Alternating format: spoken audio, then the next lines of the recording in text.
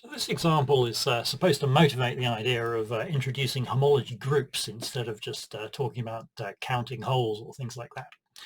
So the idea is we're going to consider this space consisting of these three blue lines. Okay, so on the right-hand side, you're not supposed to, there's kind of glass panels, the blue and the green and the orange glass panels. You're not supposed to think of those as being the part of the actual space we're talking about. We're just talking about these three blue lines here that meet a triple point at the top and also meet at the triple point down at the bottom. Okay?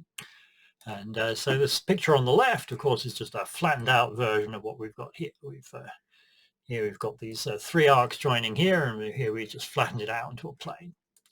So you could ask, how many holes are there in this picture?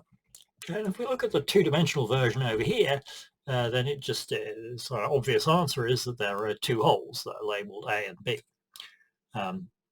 If we look at the three-dimensional version over here, then we've got this hole, we've got the corresponding hole here labeled A and the corresponding hole here labeled B. But if you look at a three-dimensional picture, then it seems like a more natural answer to say, well, there's also a third hole called C. Okay, so we've got three different holes in this picture. So which is the right answer? Turns out that the right answer is to introduce the homology group. In the homology group H1 of this space, you've got kind of three holes, A, B, and C, but it works out that there's a kind of notion of addition in the homology group, and so we can consider A plus B or B plus C, or we can consider A plus B plus C. And once we once we've made the relevant definitions, it's going to turn out that A plus B plus C is equal to 0.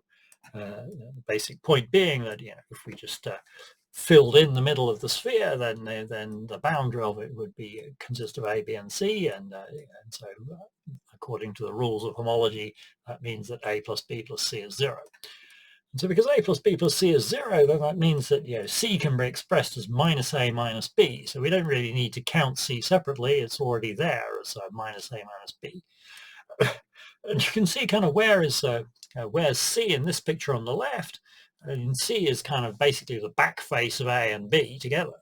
And kind of because it's the back face, it sort of counts with a negative sign, and because it covers the same space as A and B, it's like it's equal to A plus B, but just with but minus A minus B because it's the back.